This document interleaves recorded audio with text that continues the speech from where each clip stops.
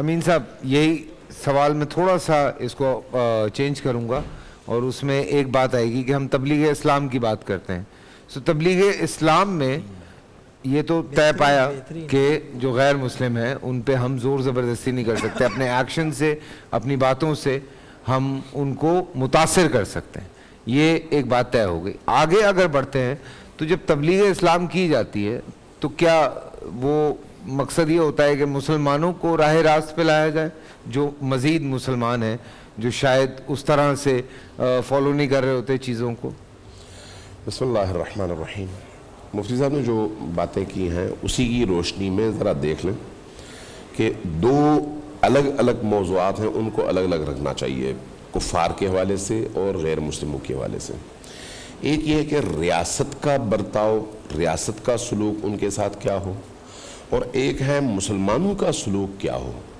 مسلمان اور ریاست دو الگ الگ چیزیں ہیں، اس لیے ان کو دو الگ الگ چیزوں کے طور پر ہی دیکھنے کی ضرورت ہے. جہاں تک ریاست کا تعلق ہے کہ ریاست کا اپنے غیر مسلم شہریوں کے ساتھ یا کسی غیر مسلم ریاست کے ساتھ یا اس غیر مسلم ریاست میں رہنے والے شہریوں کے ساتھ حالت امن میں اور حالت جنگ میں کیا احکامات ہیں، اس پر اجمالاً بات ہوئی، اس پر میں نہیں جاتا.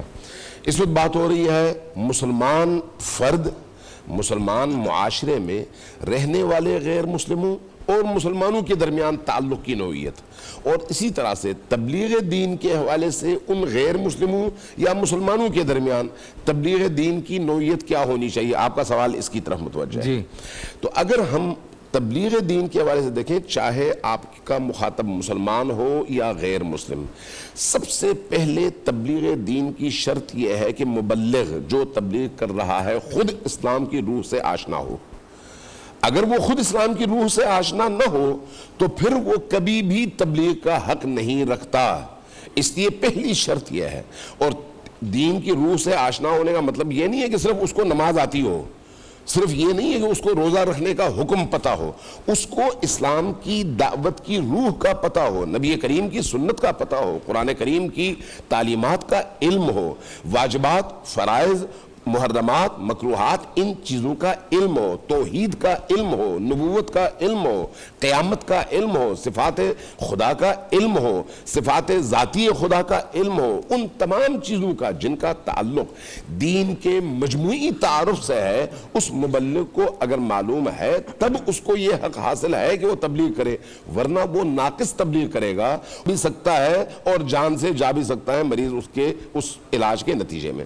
اس لیے تبلیغ دین میں اس چیز کا خیال رکھنا چاہیے. اب تبلیغ کس سے اور کس کے لیے؟ تو ظاہر ہے تبلیغ کا سلسلہ میں اپنے نفس سے شروع کروں گا غیر تک. میں چاہے جتنا بھی مسلمان ہوں، ہر روز مجھے خود اپنے آپ پر تبلیغ کرنے کی ضرورت ہے. یہ جو میں ہر روز نماز میں کہتا ہوں، دوبارہ کہتا ہوں، 12 کہتا ہوں، 4 بار کہتا ہوں، 5 بار کہتا ہوں، روز 10 بار کہتا ہوں ایاک نعبد و ایاک نستعین، 10 بار کہتا ہوں اہدنا الصراط المستقیم. کیا میں گمراہ ہو گیا ہوں یا گمراہ نہیں، راہ راست پر ہوں؟ اگر راہ راست پر ہوں تو پھر کیوں میں دوبارہ کہتا ہوں اہدنا الصراط المستقیم؟ اس لیے کہ انسان ہر پل گمراہی کی زد پر ہوتا ہے، شیطان کی زد پر ہوتا ہے. اس لیے اس کو چاہیے کہ ہمیشہ خود کو اللہ کی بارگاہ میں حاضر پائے اور اپنے آپ کو نصیحت کرتا رہے. جب انسان خود اپنے آپ کو نصیحت کرتا رہے گا تو پھر دوسروں کی بھی باری آئے گی. لہٰذا وہ دوسرا چاہے مسلمان ہو یا غیر مسلم ہو، تبلیغ دین کا مطلب اس کی خیر خواہی ہے اور اس کو نیکیوں کی طرف بلانا ہے. اور نیکی، پوری کی پوری نیکی اگر آپ تلاش کرنا چاہیں تو وہ دین ہے. اس لیے کسی غیر مسلم کو دین کی طرف دعوت دینا نیکی کا عمل ہے، لیکن اس سے پہلے اپنے عمل کے ذریعے سے اس کو متوجہ کرنا چاہیے. ڈنڈے، نعرے اور پریشر کے ذریعے سے ہرگز نہیں. یہ اسلام نہیں ہے. سبحان اللہ.